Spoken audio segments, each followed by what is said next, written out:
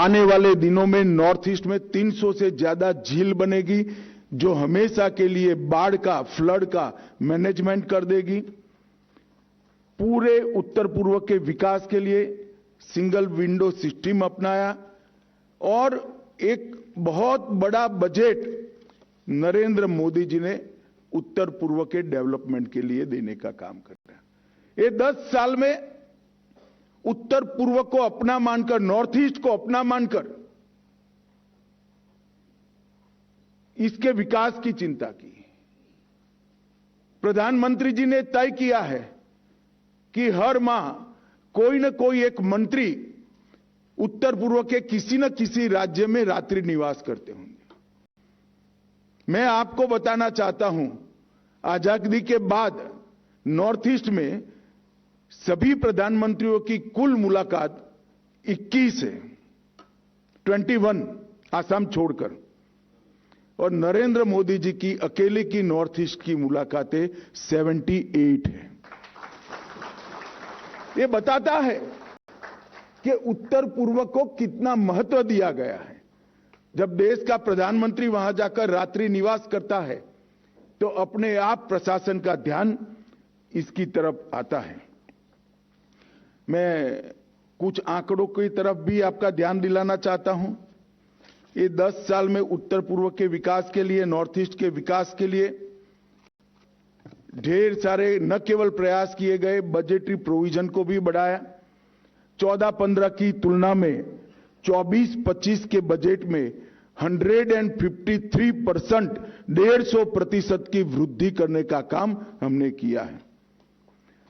उत्तर पूर्व की प्रकृति को समझते हुए राष्ट्रीय खाद्य तेल मिशन, एडिबल ऑयल के लिए वहां की कृषि को बदलना, राष्ट्रीय बांस मिशन, बांबू की खेती करना, ऑर्गेनिक एग्रीकल्चर का बढ़ावा, माजुली परियोजनाएं और ढेर सारे प्रकल्प उत्तर पूर्व की प्रकृति को समझते हुए किए। बेहतर कनेक्टिविटी के लिए 41,000 करोड़ रुपया सड़कों के पीछे खर्च किया। 47,000 करोड़ रुपया अलग से ग्रामीण सड़कों के लिए किया। एक प्रकार से 90,000 करोड़ रुपया सिर्फ सड़कों के लिए। हवाई कनेक्टिविटी के लिए नए 64 रूट चालू किए।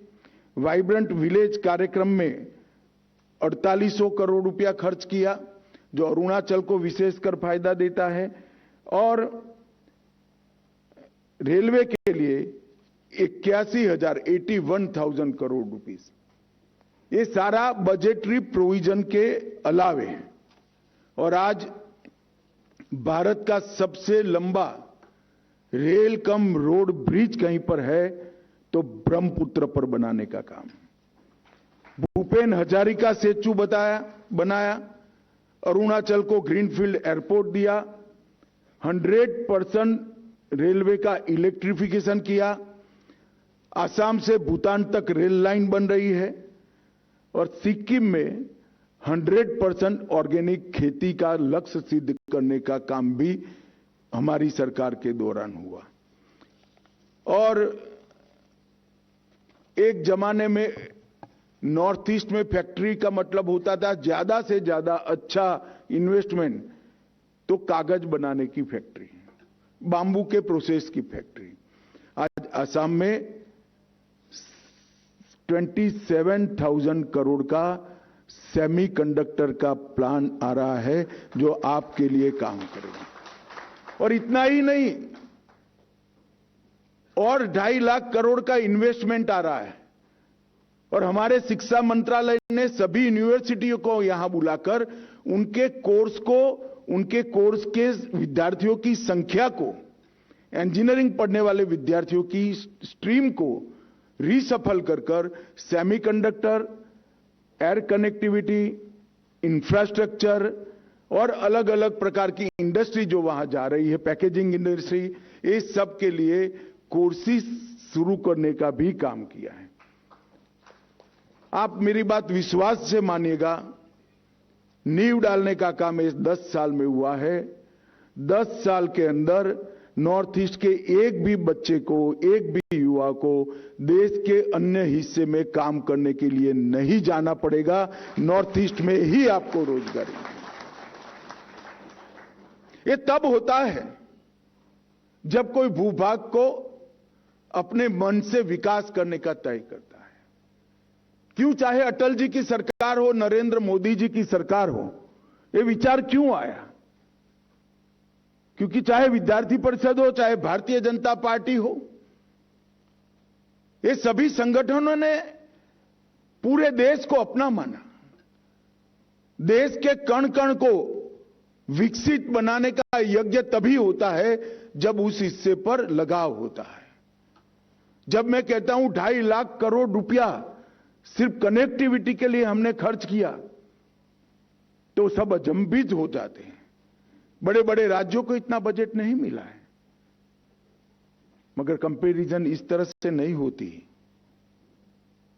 हमारा ये बहुत महत्वपूर्ण हिस्सा है और सालों तक विकास से महरूम रह गया, बिछड़ गया था। तो जो लॉस हो गया उसकी पूर्ति करने के लिए ज्यादा इन्वेस्टमेंट करना पड़ेगा, वो भी आज हम समझ रहे हैं। मित्रों, मोदी जी ने जो प्रोग्राम किए वो अकेले प्रोग्रामों से नॉर्थ ईस्ट में एकता नहीं हो सकती। आज मैं विद्यार्थी परिषद के मंच पर आया हूं। जब जब विद्यार्थी परिषद मुझे बुलाती है, मैं जाने का प्रयास करता हूं और हर मंच से कहता हूं कि मैं विद्यार्थी परिषद का कार्यकर्ता हूं और मेरे जीवन में विद्यार्थी परिषद के काम करने के कारण बहुत बड़ा फायदा हुआ है। मैं तो आप सबसे आह्वान करता हूं, इस सब के 90 के 90 संगठन एक बार मेरी बात मानकर एक्सपेरिमेंटल तौर पर भी विद्यार्थी परिषद से एक बार जुड़कर देखिए। Union Home Minister Amit Shah there was addressing students from the Northeast at an event organized by the ABVP. Let's also